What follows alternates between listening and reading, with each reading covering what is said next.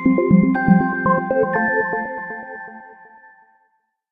what's up, cool geeks? This is Amerie, and today I'm going to give you my August wrap-up / September TBR / Book Buddy Readathon TBR. Yes, so let's get started.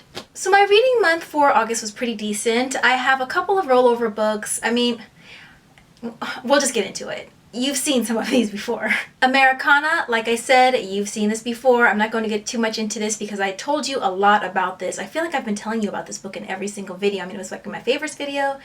Yeah, so you've heard plenty about this. Check out some of the other videos if you are interested, but it's fantastic. Lots of tabs. Loved it.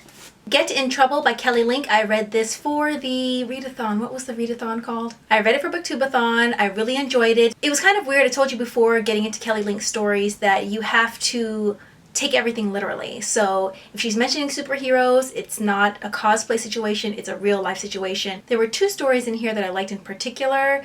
I think one was called I Can See Right Through You. I really like that a lot because it kind of spoke to fame and kind of the depressing side of figuring out one's identity as far as the public identity, the personal identity, and then the identity one shares with someone else in a relationship. It was pretty interesting. I also read a couple of books from the library. SAGA Volume 2. I really like this series. It doesn't blow me away. I mean, so many people absolutely live and die by this series. I really enjoyed the first volume. I really liked the second volume, and we'll see how I feel about the third. I recommend both SAGA and Lock and Key. Like I said, Lock and Key is my favorite. I'm enjoying SAGA. I'm not crazy about it like so many people are. I clearly am in the minority because everyone seems to absolutely love it. Another graphic novel that I checked out from my library this month was My Friend Dahmer by Derf, Backderf. This is a graphic novel written by a man who went to high school with Jeffrey Dahmer, the serial killer. He wanted to show who Jeffrey Dahmer was in high school as far as him being a loner. There weren't many things that I wouldn't have already assumed as far as Jeffrey Dahmer being a loner,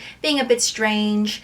Those are the kind of things that you kind of assume when it comes to a serial killer like Jeffrey Dahmer. However, what was most interesting to me was thinking about what makes all of us who we are. You can have two children growing up in the same household. For instance, Jeffrey Dahmer had a younger brother, and as far as we know, he turned out at least normal. There's a spectrum of human behavior, and you have the normal range and the abnormal ranges on either side, but really, when you're really close to those edges, I mean, what really can take one person from just barely normal to the other side to becoming a serial killer? It's so hard to determine what makes us who we are and how we turn out in our lives. The graphic novel really made me reflect on all the good decisions and the bad decisions I made in the past, and really wondering how life could have been different if things had gone another way. Maybe if you're on the serial killer level, there isn't much that can be done for you besides someone noticing and then getting you help and being institutionalized. It does make me wonder if maybe someone who turned out to be a serial killer could have been maybe not a completely happy, but more of a functioning adult. I don't know, it was just something to think about. So that book really stuck with me. Speaking of crazy, I listened to the audiobook of You by Caroline Kepnes. The story is about a young man who becomes fixated on a young girl, a young woman, in a bookstore. Now, the interesting thing about this book is that people who read it say, oh, it's really interesting how the character was very empathetic. If one reads it, I can see how it could be interpreted as being erotic. To me, there was nothing erotic or sexy or romantic about it. He goes into graphic detail as far as their sex, the things that he wants to do to her, the things that they actually end up doing, his thoughts on sex in general, women in general.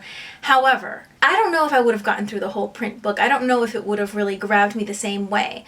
Really, what did it for me was the narrator of this audiobook. He is terrific because when you're reading the book, you can see certain passages where he's just describing what he loves about her and, you know, I love you, I miss you, such and such and such, and then he'll say something kind of, you know, off. The story is told in second person present, so it's very easy to be the you in the story. I was like, I'm gonna just go into this whole thing and I will be the girl that he's talking to because that's the way the story is told. Because of that, it really creeped me out as far as when he's saying, you walk in, you do this, and I see your hair. It's so easy to fall into the position of prey. Because the narrator is so fantastic, there was never any question in my mind. The sexual experiences are very violent. They have a very violent undertone. Even if there's nothing happening that's particularly menacing. There is an undercurrent of violence there when he says, I love you and I miss you. It doesn't sound like, oh, he's having a sweet moment, although I could see how it could be read that way. But when the narrator is talking and he says, I love you and I miss you, it sounds extremely oppressive. It sounds extremely smothering and frightening. That's why I highly recommend this audiobook. This is one of the few books like World War Z that I would say is made for audiobook because the narrators are so fantastic. For some reason I felt like I read a lot more books. I'm looking through some of the books that I read, like my little list, and I'm like, I didn't read as much as I thought. Okay, but I do have a 2015 favorite. Serpentine by Cindy Pon. Serpentine? Serpentine. Serpentine. Serpentine. Serpentine. I don't know. This is not the actual cover. I will put the cover here. This is the ARC. Fantastic. I read it in 2 sittings. I started it in the evening and I finished it the next morning. This book is about a young girl who's 16 years old. Her name is Sky Bright and she's the handmaiden to Jenny, the daughter of a wealthy merchant, and they grow up like sisters. Jenny makes sure that Sky Bright has the best clothes so they can really truly be like equals, and that's how she treats her. This book combines a Chinese setting with Chinese history and Chinese mythology and romance and action adventure. I loved this story. It was so immersive, so detailed, so lush, from the setting to the smells to the sounds, food, everything, without actually being very long. I actually wish it were a bit longer. I love this, highly recommended. It's one of my favorites of 2015. It's released September 8th, so if you want to pick it up, that would be the time. I really need book 2 like right now.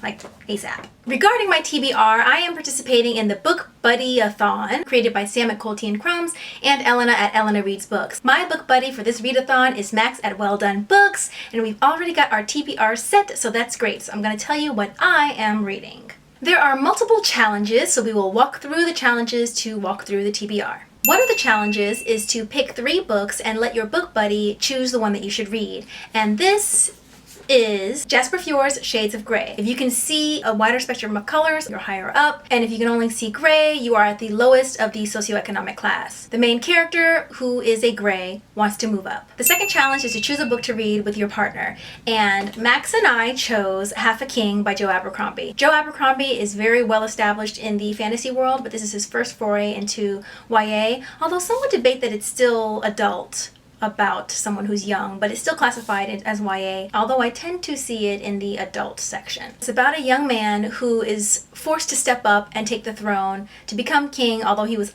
totally unexpected to fulfill that role. He's always been physically weak. He never felt like he was good enough for his father, but now there's no other option and he must step up, and this is a trilogy. And I've heard from many people who love Joe Abercrombie and read a lot of his work that this may be one of his best works. The third challenge is to read a book that has your buddy's favorite color on the cover, and this doubled up with Shades of Grey because gray is Max's favorite color, and that's why this fulfills 2 challenges, because I chose 3 books that all had gray. That way it would fulfill both challenges. The fourth challenge is to choose a book that your buddy gave 5 stars, and that would be Never Let Me Go by, I always mispronounce his name, Kazuo Ishiguro. I started this book either 2 years ago or a year and a half ago. I got to page 100 and then I ended up putting it down. I think it's because I knew too much going in. I was just kind of like waiting for something to happen that I didn't know was going to happen.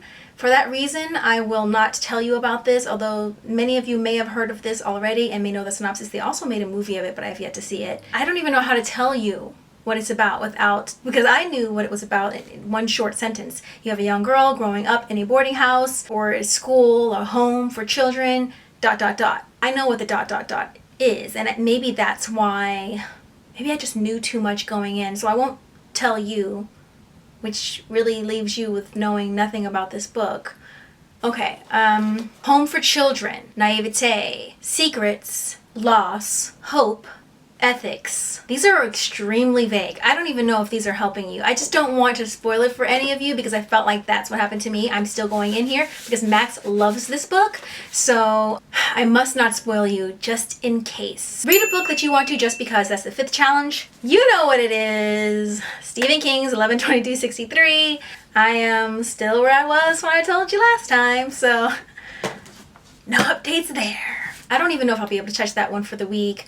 Max and I's priority is going to be the Half a King, the one that we are actually buddy reading together. But I still wanted to see if I could have some extra stuff, especially because I have some library books in from the library, and those would be A Brief History of 7 Killings by Marlon James, which is longlisted for the Man Booker Award. We're immersed in the political turmoil happening in Jamaica in the 70s, and then we're going to New York and it's the 80s, and then we're going back to Jamaica in the 90s. I also want to read The Incarnations by Susan Barker. It's about a Chinese taxi driver in Beijing, and he gets a mysterious letter, or letters, multiple letters, in his visor of the taxi cab, and they are from a mysterious soulmate who relates to him his past lives over thousands of years. And I would love to get to The Country of Ice Cream Star by Sandra Newman. This is a post-apocalyptic novel, a literary-leaning novel about a young girl named Ice Cream Star. It's in the future and some things have obviously happened for her to have that name. Maybe it's like a nostalgic thing, you know? Everyone passes away or gets sick with some kind of plague, some disease, I think at the age of 20,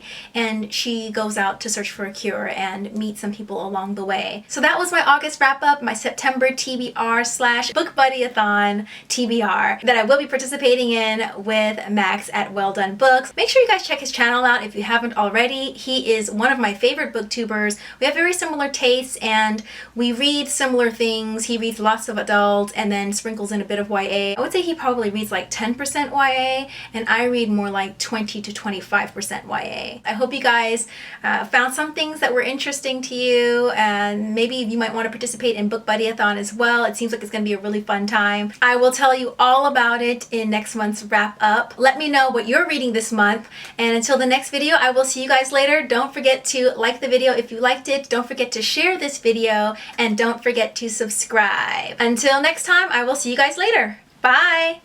This is Living Proof's Instant Texture Mist for multiple texture styles on damp or dry hair. The last couple of videos you've seen me in, I've been using this. The way I've been using it is after my hair is already blow dried and styled, just spray maybe once or twice, and then I kind of do this kind of motion.